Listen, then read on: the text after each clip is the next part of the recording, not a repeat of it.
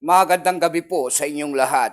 Ayan, masugid nating mga tagapagsubaybay dito sa ating munting channel. Ayan, special shoutout lang natin ang ating mother. Diyan po sa Dumpay, Basista, Pangasinan po. Ayan, magandang gabi sa iyo. Ang aking mother diyan, Milagros Soriano Pinto. Ayan. Ayan, lahat po ng Soriano family, diyan po sa bandang Dumpay, Basista, Pangasinan po. Ayan, Soriano family po. Magandang gabi po sa inyong lahat. Ayan. Special shoutout din natin ang ating uncle dyan po sa Samonte, Quezon, Isabela po. Ayan. Bernabe Binuya Pinto po ng Quezon, Isabela, Aurora. Ayan. Bernabe Binuya Pinto in Bernal Bilin Pinto. Ayan ang aking matikas na pinsan dyan.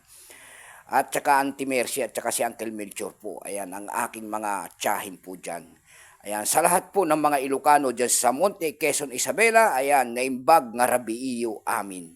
Special shoutout din natin ang ating mga tropa dyan sa Speed po, ayan, construction site, ayan, Cervantes po, lahat po ng mga tropa dyan, ayan, mga Bicolano po, ayan.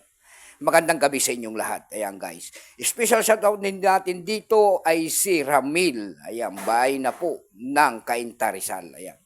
Magandang gabi sa inyong lahat. Ang pag-usapan natin guys na barya, ito po ay year 2018 kung tawagin nila. Ito po ay upper mint mark. Ayan po, upper mint mark po kung tawagin nila. Ayan, titignan nyo po, ayan. Yung Philippines po, nakaabante po, dapat po pantay yung pinyan, yung Pilipinas po. Pantay po doon sa Republika ng letter R. Pero yan, hindi po mantay, kaya yan po ay tinatawag nila na semi-hard to find. Napakahirap na rin magagilap, nagkakandawalaan kasi ang mga barya na ganyan. Ayan, itong upper mint mark na ito. Ayan, tumatahol ang ating aso. Ayan guys. Ito pong year 2018 na ito po ay 4% lamang, kaya napakahirap palang magagilap. Kung tawagin po ito ay reverse. Reverse 1B, frosted. Ayan. Frosted mint mark, Jose Rizal, Dahir. Ayan, details, pros. And frozen price. Ayan, talaga naman, napakaganda. Napakaganda ang kanyang mga detalye. Nagtingin-tingin tayo ng presyo nito guys, kasi 4% lamang. Tawagan ng ating mga kolektor ito po ay semi-hard to find. Ayan, tingin-tingin tayo, pumunta tayo doon sa Carousel PH, wala naman tayong makita na kanya nagbebenta niyan. Nagdako naman tayo doon sa Carousel PH, ayan, dito sa Pilipinas. Sa Carousel PH po, makakita na tayo po, ang seller po ay si Rene. Ayan, yung upper mint mark niya po doon ay binibenta niya ng 1,000 pesos.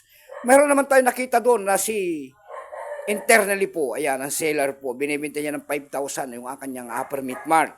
Meron na rin tayo nakita doon na bibenta nito ng 2,000 and then 3,000. Ganyang katitindi ang kanyang presyo. Ayan, kasi semi-hard to find yan guys, yung kanyang mga presyo po. 3,000, 2,000, 1,000 niya yung kanyang pinakamababa.